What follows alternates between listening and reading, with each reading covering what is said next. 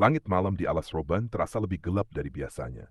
Pohon-pohon jati raksasa yang menjulang tinggi seakan membentuk dinding yang menelan cahaya bulan.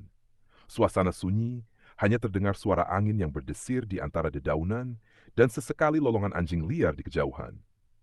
Doni dan tiga temannya, Rina, Bayu, dan Sandi, berada di tengah perjalanan menuju rumah mereka di Semarang setelah menghadiri pesta pernikahan di Pekalongan. Mereka memutuskan untuk melewati alas Roban meski sudah banyak cerita mistis yang beredar tentang hutan itu. Udah deh, jangan dengerin cerita-cerita horor. Kita lewat sini aja, lebih cepat, kata Bayu berusaha meyakinkan yang lain. Rina yang duduk di kursi belakang menggigit bibirnya cemas. Tapi katanya banyak yang hilang di sini. Kita gak ada pilihan lain ya? Mobil melaju perlahan menembus kabut yang mulai turun. Di sepanjang jalan mereka melihat beberapa truk besar yang diparkir di tepi jalan dengan lampu hazard menyala. Sopir-sopir di dalamnya tampak tertidur atau sekadar duduk termenung. Semua berjalan lancar, hingga tiba-tiba mesin mobil mereka tersendat dan berhenti di tengah jalan yang sepi. Sial, apalagi ini? Keluh Sandi yang sedang mengemudi. Bayu keluar dari mobil untuk memeriksa mesin, sementara Doni menyalakan senter dari ponselnya. Hutan di sekitar mereka terasa semakin pekat, seolah mereka sedang diawasi oleh sesuatu yang tak terlihat. Doni, buruan deh. Gua ngerasa gak enak nih, seru Rina dengan nada panik. Doni mengarahkan senter ke dalam hutan, dan seketika mereka semua membeku. Di antara pepohonan yang lebat, terlihat sosok bayangan hitam berdiri diam, menatap mereka. Tubuhnya tinggi, dengan mata merah menyala seperti bara api. Tanpa pikir panjang, Bayu berlari kembali ke mobil. Kita harus pergi sekarang. Namun, sebelum Sandi bisa menyalakan mobil, sesuatu yang mengerikan terjadi. Semua lampu tiba-tiba mati. Kegelapan total menyelimuti mereka. Lampu mati. Ini gak normal, bro, kata Sandi dengan suara gemetar. Di dalam kegelapan itu, suara langkah berat terdengar mendekat dari arah hutan. Nafas mereka tercekat, jantung berdegup kencang. Sosok itu nih semakin jelas, berdiri di jalan dengan senyum mengerikan. Sandi berulang kali mencoba menyalakan mesin mobil, tetapi hasilnya nihil. Setiap kali kunci diputar, suara mesin hanya berbunyi serak, seolah sesuatu menahannya untuk hidup.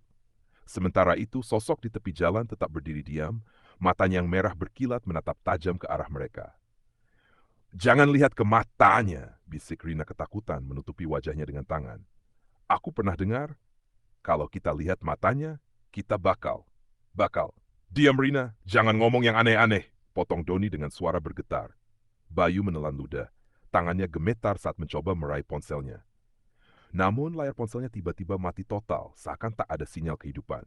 Gak ada sinyal, gak ada jaringan sama sekali, gumamnya putus asa. Suara langkah kaki dari hutan semakin mendekat. Perlahan sosok itu mulai bergerak. Jalannya kaku, namun setiap langkahnya terdengar berat, seperti sesuatu yang besar sedang menyeret dirinya. Rina mulai terisak, tubuhnya gemetar hebat. Sandi akhirnya menyerah, ia membanting setir dan menoleh ke arah Doni. Kita gak bisa diam di sini, kita keluar aja. Cari bantuan. Keluar. Di tengah begini, lu gila. Balas Doni dengan suara hampir berbisik. Tanpa menunggu keputusan lain, Rina membuka pintu mobil dan berlari ke arah hutan. Aku gak mau mati di sini, jeritnya. Rina, jangan. Doni segera mengejarnya. Diikuti oleh Bayu dan Sandi yang tak punya pilihan lain. Mereka berlari menembus kegelapan, mengikuti suara langkah kaki Rina yang terdengar semakin jauh. Namun, semakin dalam mereka masuk ke dalam hutan, suasana menjadi semakin aneh. Pepohonan di sekitar terasa semakin rapat, seakan menutup jalan kembali ke mobil. Angin dingin bertiup membawa suara bisikan halus yang entah berasal dari mana. Tunggu, ini perasaan gue doang? Atau kita malah makin jauh? Tanya Bayu, terengah-engah. Doni menyalakan senter dari ponselnya, tapi cahaya itu hanya menerangi beberapa meter di depan mereka. Samar-samar, mereka melihat sesuatu yang membuat mereka terhenti seketika. Di hadapan mereka berdiri sosok wanita berambut panjang, mengenakan kain putih yang lusuh. Wajahnya tertutup oleh rambut hitam pekat yang menjuntai.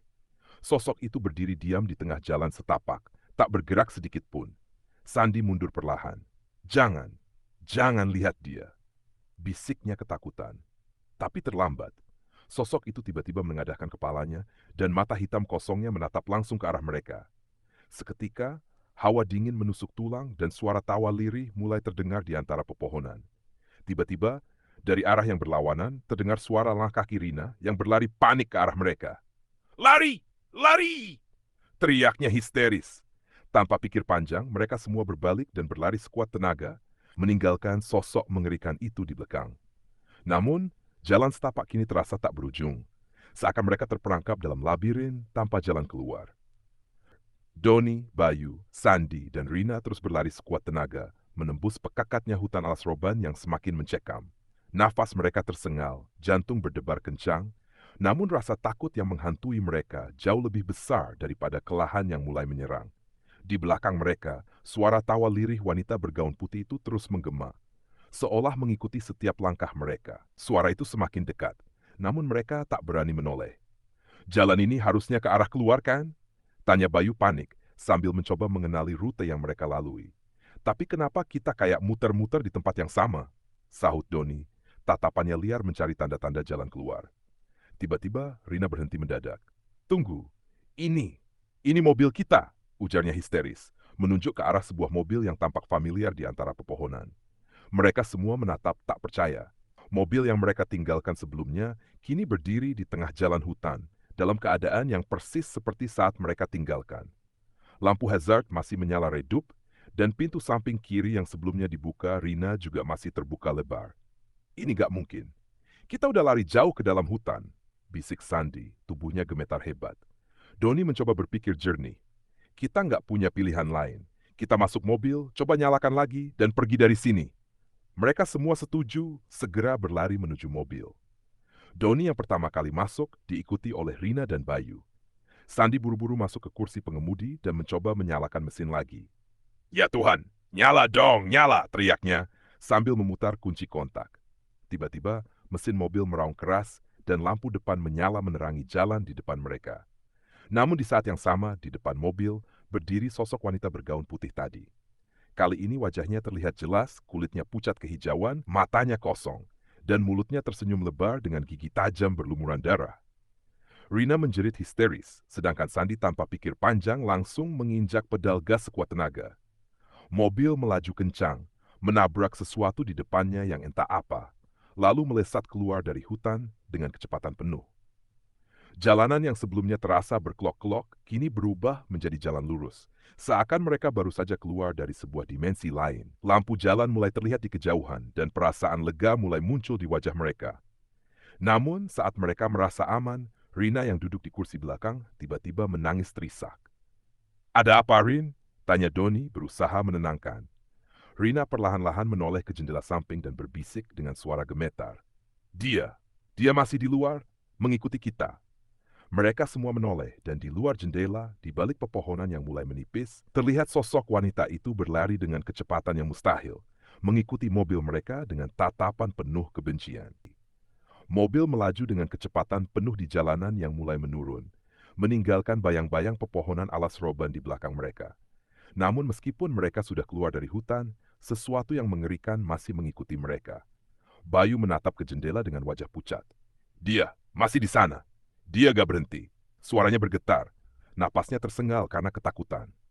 Di luar, sosok wanita bergaun putih itu berlari dengan kecepatan yang tak masuk akal, seperti melayang di atas tanah. Matanya yang kosong seakan menusuk mereka, dan mulutnya yang tersenyum lebar terlihat semakin lebar, hampir tak wajar. Jangan lihat ke dia, fokus ke jalan, teriak Doni panik. Sandi menggenggam setir erat-erat, jari-jarinya berkeringat. Gue gaspol, kita harus keluar dari sini. Ia menginjak pedal gas lebih dalam, mencoba mempercepat laju mobil. Namun anehnya, meskipun mobil mereka sudah melaju di jalan raya, jalanan terasa seperti tak berujung. Lampu-lampu jalan yang mereka lihat tadi kini menghilang, digantikan oleh kabut tebal yang tiba-tiba menyelimuti sekitar. Gua ngerasa kita masih di tempat yang sama. Ini kayak gak ada ujungnya, seru Rina yang mulai histeris. Tiba-tiba suara tawa lirih itu kembali terdengar, kali ini lebih dekat. Dari kaca spion, Doni melihat sesuatu yang membuatnya nyaris kehilangan akal sehat. Sosok wanita itu kini berada di atas kap mobil, menempel dengan posisi aneh seperti laba-laba. Tangannya yang kurus mencengkram kuat sementara wajahnya menyeringai menatap mereka. Astagfirullah, jerit Bayu sambil mundur ke kursinya ketakutan. Sandi membanting setir ke kiri dan ke kanan, berusaha membuat sosok itu terjatuh. Namun dia tetap bertahan. Jemarinya yang kurus mengetuk kaca depan dengan pelan, menciptakan suara yang menusuk telinga mereka. Pergi! Pergi dari sini! Teriak Sandi panik sambil terus membanting setir. Rina mulai menangis ketakutan, sementara Bayu menundukkan kepala, komat kamit membaca doa yang dihafalnya. Doni berusaha berpikir cepat. Kita harus berhenti di tempat ramai. Cari bantuan. Ada rest area di depan, seru Sandi melihat tanda samar di kejauhan. Dengan sisa keberanian yang ada, mereka melaju ke arah rest area yang tampak remang-remang. Sesampainya di sana, mobil mereka berhenti dengan rem berdecit keras di depan sebuah warung kecil yang masih buka. Seorang pria tua pemilik warung keluar dengan raut wajah heran. "Anak-anak, kalian kenapa?" tanyanya dengan suara berat. Sandi dan yang lainnya bergegas keluar dari mobil, terengah-engah dan gemetaran. Mereka menoleh ke arah mobil, berharap sosok itu sudah menghilang. Namun saat pria tua itu melihat ke arah mobil mereka, ekspresinya berubah tegang. "Kalian lihat sesuatu di perjalanan?" tanyanya hati-hati. Mereka semua saling berpandangan, lalu Doni menjawab dengan suara gemetar. "Iya Pak, kami dikejar oleh sesuatu dari hutan." Pria tua itu menghela napas panjang. "Kalian beruntung masih hidup. Bukan sekali dua kali orang datang ke sini dalam keadaan seperti kalian." Bayu menelan ludah. "Apa maksud Bapak?" Pria itu menatap tajam ke arah mereka. "Makhluk itu, dia bukan hanya penunggu hutan. Dia bisa mengikuti kalian, bahkan ke tempat yang kalian anggap aman." Mendengar itu, wajah mereka semakin pucat. Sandi dengan suara bergetar bertanya, "Jadi, kita nggak aman di sini?" Pria itu hanya diam, menatap ke arah mobil mereka yang kaca depannya mulai berembun. Dan dari dalam embun itu, perlahan muncul bekas telapak tangan. Doni, Sandi, Bayu, dan Rina membeku di tempat, menatap kaca mobil mereka yang perlahan mengembun. Dari dalam embun itu, muncul jejak tangan yang mencakar perlahan, diiringi suara cekikikan lirih yang menggema di udara malam. Rina mundur selangkah, air matanya terus mengalir. "Pak, tolong kami. Gimana caranya biar dia pergi?" Suaranya hampir tak terdengar. Pria tua pemilik warung menatap mereka serius, lalu berjalan ke dalam warungnya. Beberapa detik kemudian, ia keluar membawa sebungkus daun sirih, segenggam garam kasar, dan sebilah keris kecil yang tampak berkarat. "Ini, pakai ini di mobil kalian. Jangan sampai ada yang keluar dari lingkaran." Doni mengambil bungkusan itu dengan tangan gemetar. "Apa maksudnya, Pak? Lingkaran?" Pria tua itu menaburkan garam di sekitar mobil, lalu menggambar lingkaran dengan sirih dan mencuatkan keris ke tanah di depannya. "Makhluk itu berasal dari alas roban. Dia hanya bisa masuk kalau kalian memberi celah. Ingat, jangan sampai ada yang keluar dari lingkaran ini." Mereka semua mengangguk, lalu kembali masuk ke mobil dengan hati-hati. Pria tua itu berdiri di luar, menatap ke arah pepohonan di kejauhan yang tampak bergoyang tanpa angin. Mobil terasa hening, hanya suara napas tertahan yang terdengar di dalamnya. Bayu menggenggam tangan Rina yang terus menangis. Doni mencoba menghubungi keluarganya, tetapi ponselnya tetap mati total. Sandi menatap ke kaca depan dengan penuh waspada. "Lo yakin ini bakal berhasil?" bisiknya. Tiba-tiba, suara ketukan keras terdengar dari jendela sisi kanan mobil. Semua menoleh seketika. Dari balik kaca terlihat wajah mengerikan wanita itu, tersenyum lebar dengan mata merah yang menyala, tatapannya penuh kebencian. Bibirnya bergerak pelan, seperti sedang berbisik sesuatu. Doni menutup mata erat-erat. "Jangan lihat dia! Jangan dengarkan!" Namun perlahan suara bisikan itu semakin keras, berubah menjadi jeritan melengking yang membuat telinga mereka sakit. Rina mulai berteriak histeris, berusaha menutupi telinganya. Tetapi jeritan itu terus menggema di dalam mobil, seolah-olah datang dari segala arah. Bayu tidak tahan lagi. Ia meraih gagang pintu mobil mencoba keluar. "Aku gak tahan, aku mau keluar!" Doni segera menarik tangannya. "Jangan Bayu, lo keluar, kita semua habis!" Tetapi sudah terlambat. Saat Bayu meraih pegangan pintu, suara jeritan mendadak berhenti.